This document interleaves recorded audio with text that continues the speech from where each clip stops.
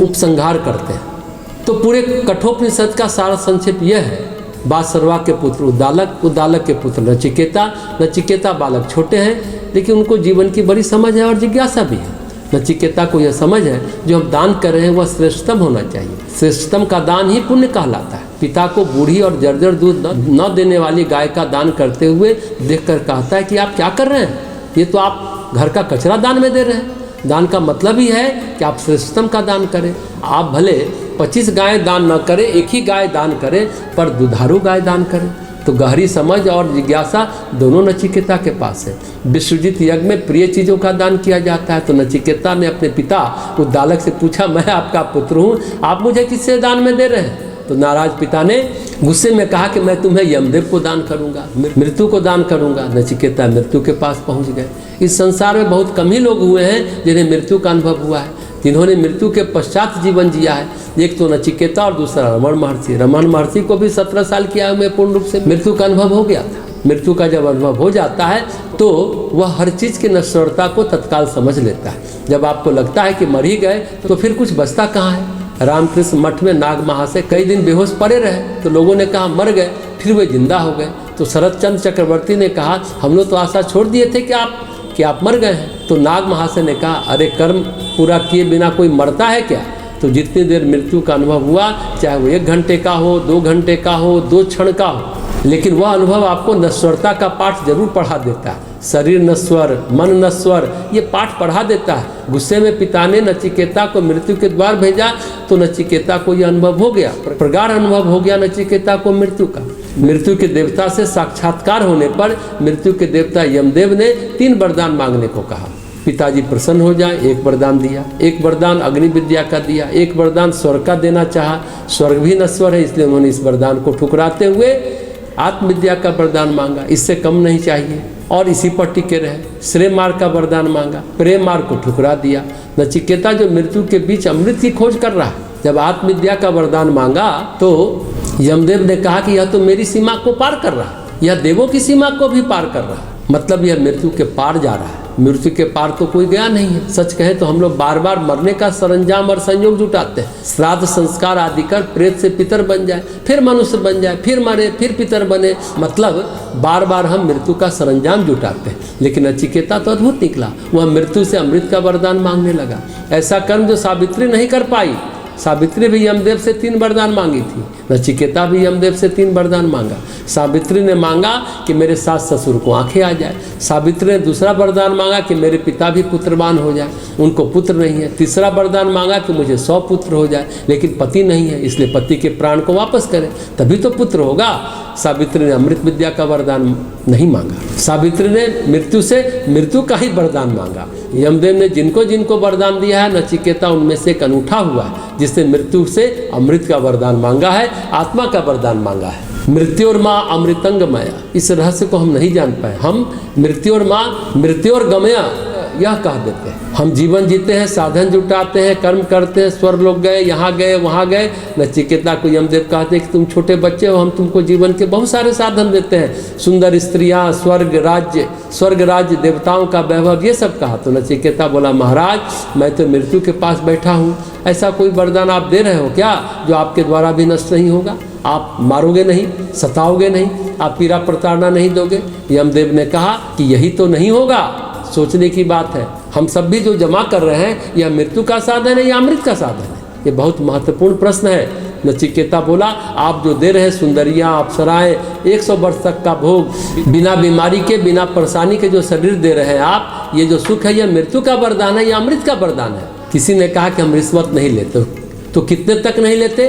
100 रुपया नहीं लेते, 10,000 रुपया नहीं लेते, 10 लाख नहीं लेते, 10 करोड़ नहीं लेते। कितने तक की रिश्वत नहीं लेते हो?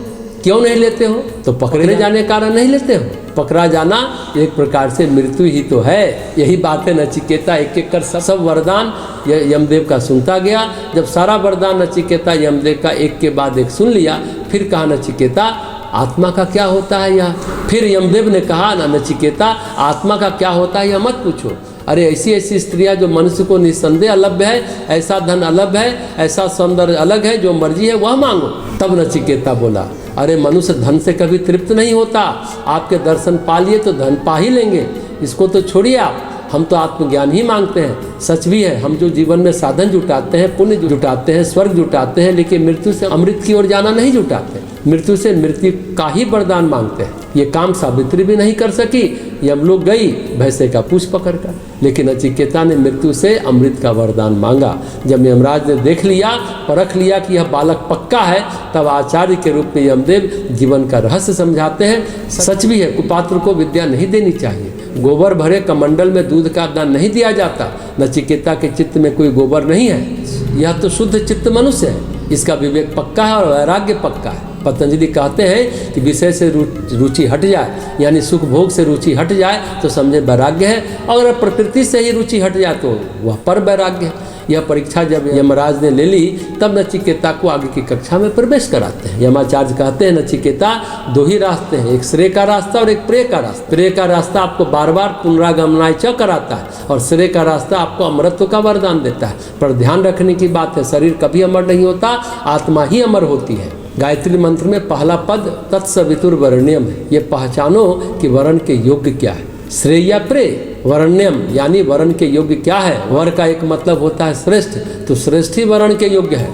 वरण्य का एक अर्थ हुआ वरण के योग्य, दूसरा श्रेष्ठ ही योग्य है, उसी का वरण करो, उसी को स्वीकार करो। नचिकेता तो यही कह रहे हैं कि हम उसी को स्वीकार करेंगे, वरण्यम और कुछ नहीं। जैसे मंत्र दीक्षा होती है तो हम रट रहे हैं, घिस रहे हैं, माला टरका रहे हैं। एक जन बीता, 2 जन बीता, 4 जन बीता, कुछ प्रगति नहीं हो पाती, पर किसी को दृष्टि से ही हो जाती है, एकदम चेतना में स्फुरण हो जाता है। किसी को सुनने से, पर किसी को दृष्टि मात्र से ही हो जाती है, एकदम चेतना में स्फुरण हो जाता है। किसी को सुनने से भी हो जाता है, किसी को स्पर्श से हो जाता है। नचिकेता ऐसा वैराग्यवान मनुष्य है जो यमदेव कहते जा रहे हैं नचिकेता, उसकी अनुभूति करता जा रहा है। 2 व्यक्ति के जीवन में ही ऐसा होता है, एक नचिकेता और दूसरा जनक। अष्टावक्र कहते जा रहे हैं और जनक अनुभूति करते जा रहे हैं। अष्टावक्र गीता पढ़े तो अष्टावक्र जब कुछ कहते हैं, जनक कहते हैं हाँ मैंने अनुभव कर लिया, जान लिया।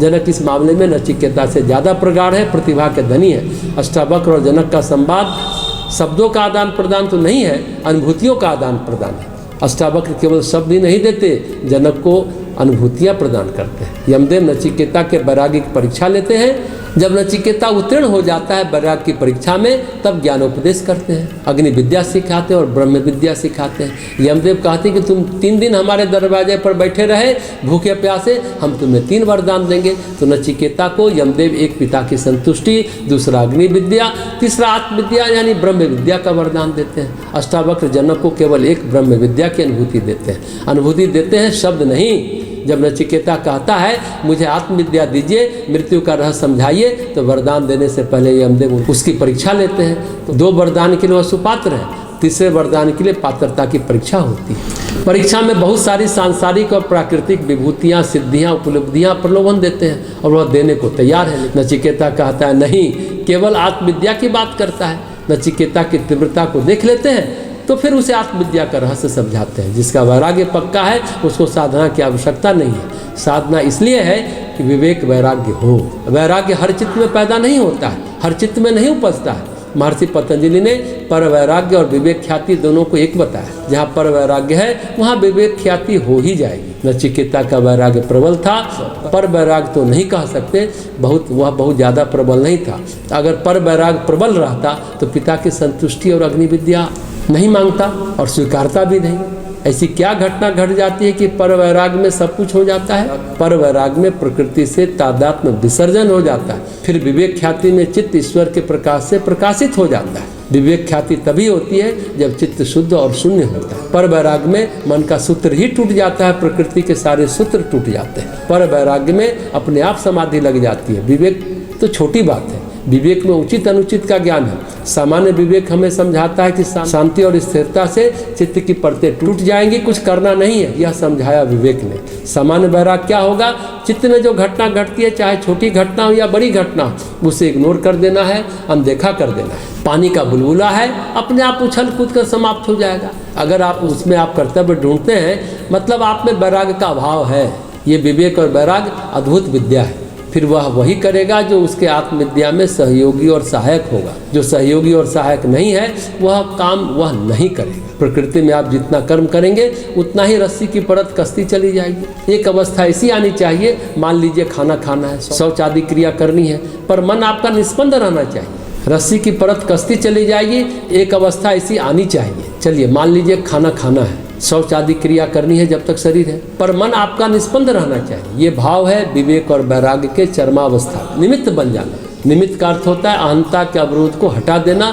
जो भगवत शक्ति है, भगवत करुणा है, उसको करना। मैं करता हूँ, उस कर्तापन के भाव से मुक्त होना निमित्त कहलाता है। जैसे पेन है हमारे हाथ में और लिख रहा है, लेकिन पेन नहीं लिख रहा है, हम लिख रहे हैं। निमित्त का मतलब है वहाँ पर आप नहीं हैं। प्रकृति के कार्य को, उसको यदि आप अपना बताते हैं तो उसको क्या कहेंगे? मूर्ख या धूर्त। चीनी दार्शनिक लाओ त्से कहते हैं निमित्त के बारे में, कार्य की सफल निष्पत्ति के अनंतर जब कर्ता का यश फैलने लगे तब उसका अपने को ओझल बना लेना ही स्वर्ग का मार्ग है। यहाँ स्वर्ग का तात्पर्य है देवताओं का स्थान नहीं, मानसिक प्रसन्नता या मानसिक आनंद जिसको कहना चाहिए। मतलब उसको वहाँ से हट जाना चाहिए, आउट हो जाना चाहिए। युग परिवर्तन का कार्य स्वयं प्रकृति कर रही है, कोई व्यक्ति नहीं कर रहा है। श्रेय मिल जाना अलग बात है। हाँ, कोई आधार बन जाता है, निमित्त बन जाता है। जैसे किसी युग में अर्जुन को चुना गया था, किसी युग में हनुमान को चुना गया था। युग परिवर्तन परमात्मा का कर्म है, प्रकृति का कर्म है। तो प्रतिष्ठा किसकी होनी चाहिए? किसी मनुष्य की या परमात्मा की? उत्तर है परमात्मा की। जिसने किया उसकी प्रतिष्ठा होगी। हाँ, भगवान किसी को श्रेय जरूर देते हैं, अर्जुन की तरह, हनुमान की तरह। हम लिख रहे हैं यह कर्म हमारा होगा या पेन का होगा, तो हमारा होगा। वैसे ही पेन तो अपनी प्रतिष्ठा लेता फिरता नहीं है, तो जिसका कर्म उसकी प्रतिष्ठा।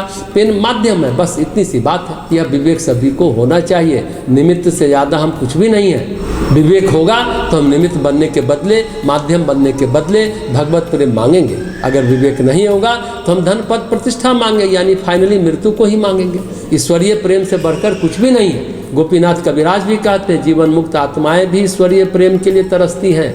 सारा ज्ञान हो गया, सब प्रकार का वैराग्य हो गया, सब कुछ हो गया, भगवत प्रेम ही मेरा प्राप्य है। भगवान का प्रेम मिले, इससे बड़ी बात क्या हो सकती है? इससे बड़ा सौभाग्य क्या हो सकता है? जैसे छोटा बच्चा, उसको लगता है कि हम माँ की सहायता करें, माँ खाना बना रही है, कभी चिमटा उठा कर देता है, कभी चम्मच देता है। बेटा प्रसन्न हो रहा है कि हम माँ की सहायता कर रहे हैं। माँ भी उसकी बहुत सराहना कर रही है कि तूने बहुत काम किया बेटा, तूने बहुत मदद की हमारी। क्या उस छोटे बच्चे के मदद की ज़रूरत माँ को थी? नहीं, लेकिन माँ ने उसके द्वारा किए गए कार्य का ऐसा गुणगान किया कि अगर वो नहीं होता तो खाना ही नहीं बनता। बेटा भी ऐसा मनोयोग पूर्वक लगा रहता है कि माँ को कुछ मदद मिल जाए। तो ये माता और पुत्र का जो प्रेम है, यह ईश्वरीय प्रेम है। इस प्रेम की जो अनुभूति कर सकता है वो बहुत सौभाग्यवान है। वह 1-1.5 साल 2 साल का बेटा भी जानता है जो उसे गोद में उठाए घूमती है। उसका चिमटा उठाकर मैं क्या बड़ा काम कर लूँगा, पर बेटा माँ को प्रसन्न करना चाहता है और माँ बेटे को प्रसन्न देखना चाहती है। यही भगवत प्रेम है। और अगर वहाँ माँ स्वयं आदि माता हो तो फिर क्या कहना।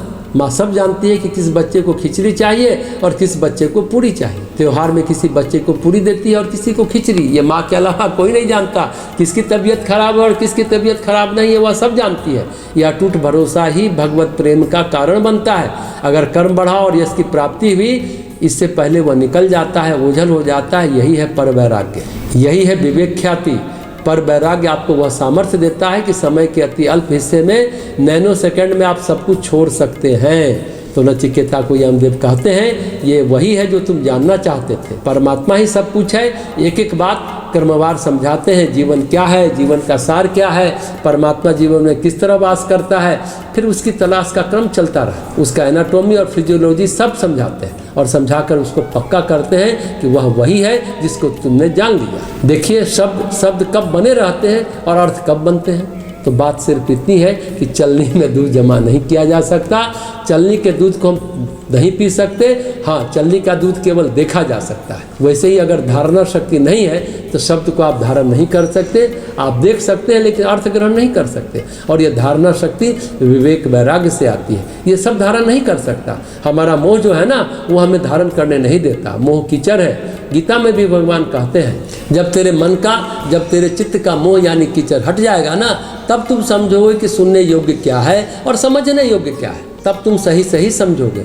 नचिकेता के मन में कीचड़ नहीं है, खटाखट समझता जा रहा है। पूरे कठोपनिषद को देखें तो नचिकेता ने ज़्यादा प्रश्न नहीं पूछे हैं। प्रश्न उठता है मन में और उसका उत्तर भी उसे मिल जाता है। जैसे सिस्टर निवेदिता के मन में बहुत सारे प्रश्न उठते थे और स्वामी विवेकानंद से प्रश्न पर प्रश्न पूछती जाती थी। वहीं पर सिस्टर क्रिस्टीन भी थी, उसके मन में भी प्रश्न उठता था, लेकिन वो कहती थी कि हमारे मन में भी प्रश्न उठते हैं, लेकिन प्रकट होने से पहले गल जाते हैं, अपने आप उत्तर पा लेते हैं, उसे उत्तर स्वयं मिल जाता था। यह नचिकेता से तुलना नहीं है, बस एक उदाहरण है। जैसे पानी का सिंचन होता है, यमदेव उसको सींच रहे हैं। नचिकेता के चित्त में हरियाली और खुशबू आती जा रही है, मन का बगीचा खिलता जा रहा है, फिर वह जीवन आनंदमन हो रहा है। बस मोह हट जाए तो बात बने, पर कीचड़ हट नहीं रहा है।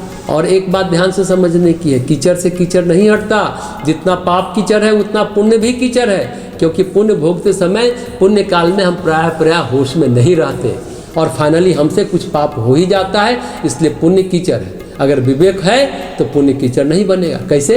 क्योंकि पुण्य के साथ एक योग्य बात है, प्रकृति इस दान को स्वीकार कर ले। आप अपने समस्त पुण्यों को प्रकृति के साक्षी में संकल्प करके दे कि हे माता, जहाँ जहाँ जिनको यह आवश्यकता है उनको यह प्रदान करो। यह पुण्य अब हमारा नहीं है, हम आपको देते हैं।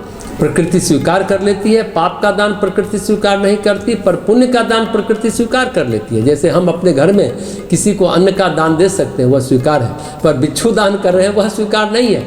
वह कोई लेने नहीं आएगा। घर का कचरा हम साफ करते हैं और हम कहें कि हम उसे किसी को दान करेंगे तो कोई लेने नहीं आएगा। कचरा का दान कोई नहीं लेता, पर रुपया बांटो सब लेने आते हैं। पुण्य के संबंध में लाओ से बड़ी अद्भुत बात कहते हैं, किसी भरे हुए पात्र को ढोने की कोशिश करने की अपेक्षा उसे अधजल छोड़ना ही श्रेयस्कर है। यदि आप तलवार की धार को बार बार महसूस करते रहें, यानी अपनी प्रतिभा अपनी क्षमता को दीर्घ अवधि तक, तो उसकी तीक्ष्णता नहीं टिक सकती। आगे कहते हैं, सोने और हीरे से जब भवन भर जाता है तब मालिक उसकी रक्षा नहीं कर सकता। तो ध्यान रखने की बात यह है, जब हम उपलब्धियों से भर जाएंगे यानी पुण्य से भर जाएंगे तो प्रकृति कोई ना कोई छेद करके पुण्य निकाल लेगी, आपको प्रतिष्ठा दे देगी। कुछ नहीं देगी तो प्रतिष्ठा दे देगी और आपका पुण्य छिन्न हो जाता है। लाभ से कहते हैं कि जब समृद्धि और समाज से घमंड उत्पन्न होता है तो स्वयं के लिए अमंगल का कारण बन जाता है। अपनी उपलब्धियों का गुणगान अहंकार से भर देता है और अहंकार रूपी पत्थर के नीचे जीवन का मर्म दबा रह जाता है। तो पुण्य भी अमंगल पैदा कर देता है, इसलिए पाप और पुण्य दोनों कीचड़ हैं। तो नचिकेता के शुद्ध चित्त में, शुद्ध हृदय में जो ब्रह्मचारी बालक है, ऋषि पुत्र है, तो यमदेव उसे ऋषि पुत्र नहीं ऋषि बनाकर भेजते हैं, संपूर्ण ज्ञान देकर भेजते हैं। अंत में यमदेव कहते हैं अंतिम उपदेश, जिसे साक्षात्कार कहते हैं। यदि तुमने जान लिया नचिकेता कि हृदय में ही परमेश्वर है, यदि अनुभव तुमको हो गया तो कभी तुम्हें दोबारा मोह रूपी कीचड़ नहीं घेरेगा। अर्जुन को यह अनुभव नहीं हो पाया।